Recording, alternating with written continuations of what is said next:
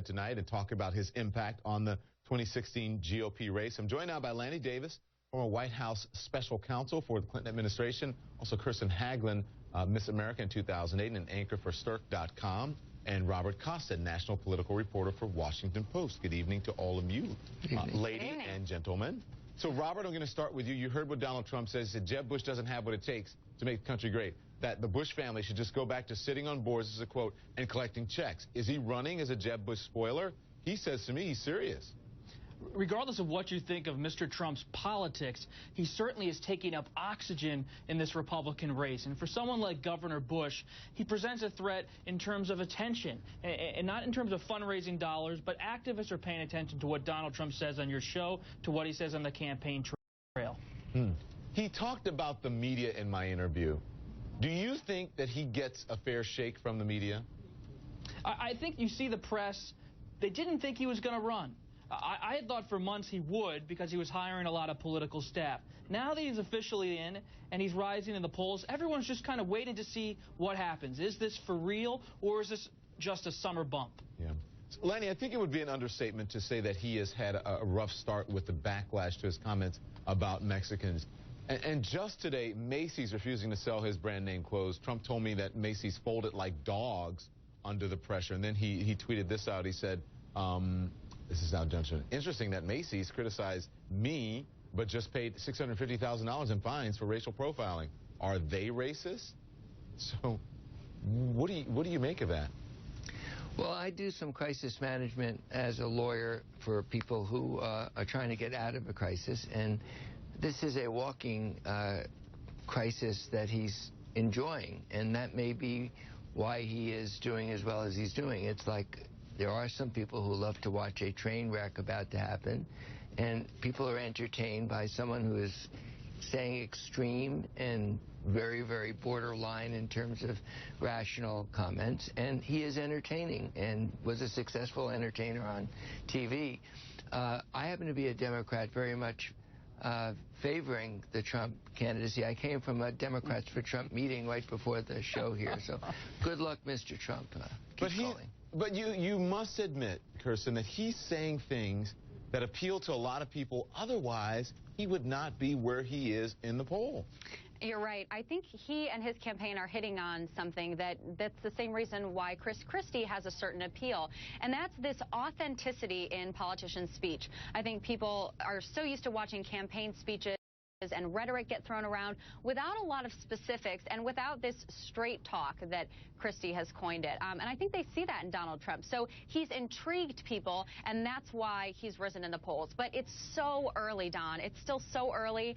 We've seen in past elections people swell really early on when they say a few things. They get a lot of media attention. And then once you put them in the debates, then you really start to find out what they really believe and if they actually have any real policy prescriptions for when they'll get in office. So Robert, I think we need to wait and see. Robert, is it going to come to a point? Listen, I don't know. Is he the Republicans' best hope here? He sucks all the oxygen out of the room. Everyone wants to watch him on television.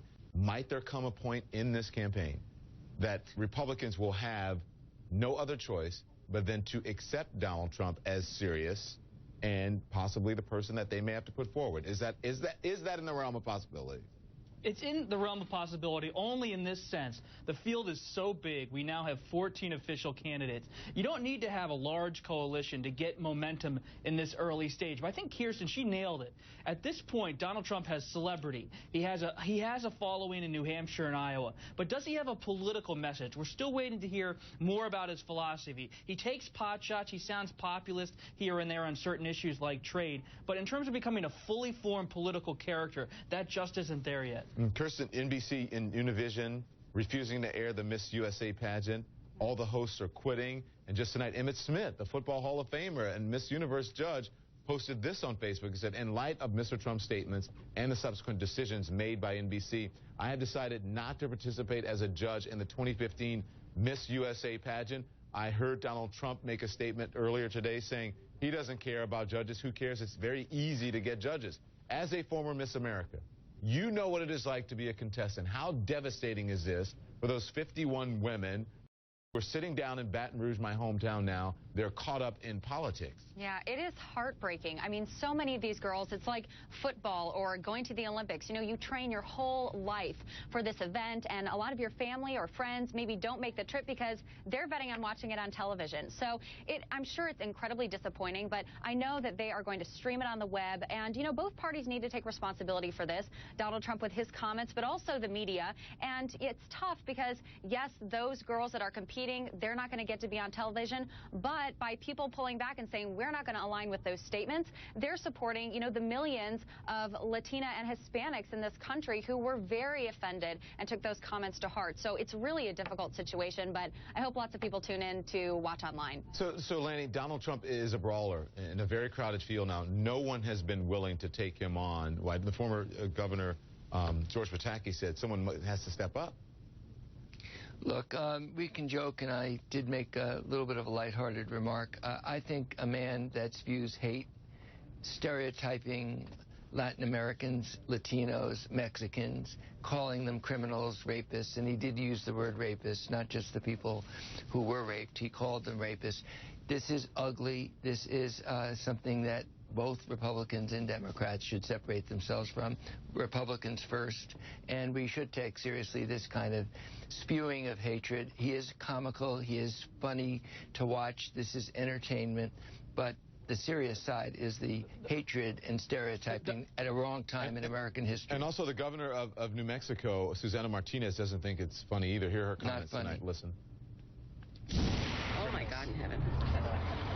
Absolutely disagree with him. I think those are horrible things to say about anyone or any culture, any one of any ethnicity. I mean, that is uncalled for completely. So that was she spoke exclusively to our affiliate KOAT. You know, Robert, this is really stung Latinos, and I'm wondering if the damage is long term here.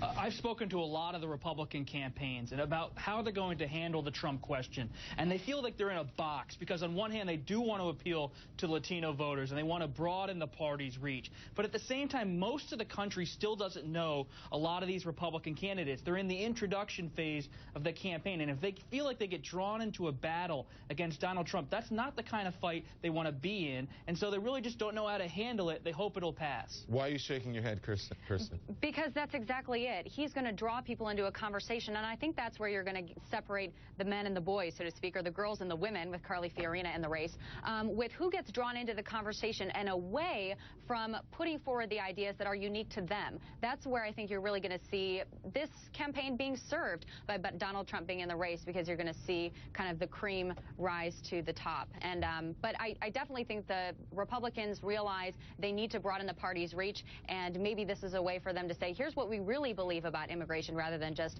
a soundbite thrown out by Donald Trump. You know, who should fear him most? Who does he hurt the most, Lanny? I think all of them. I think Bob is right. The fact that we're talking about a man who's never going to be president, can't unite the country, is speaking in rhetoric that's quite divisive. Hang on. Why do you say he's never going to be president? Why? Well, because we've learned that in party primaries, the extreme voices are often early on solidifying a narrow base, but not the whole country. So this kind of statement on race and origin of country and immigration is never going to be able to unite in a general election the independent, the broad middle, and he's unelectable. Now, that's just my opinion. He can prove me wrong, but this kind of rhetoric may get him a base within a multi-candidate, 12-candidate primary. He only has 11% in the CNN poll. We're talking about his surge. That's 11% of the Republican sample, which is a small sample. But I'm saying that a general election candidate has to appeal to the middle, to independent voters, and I don't think at this stage the kind of words he's choosing and positions he's taken that he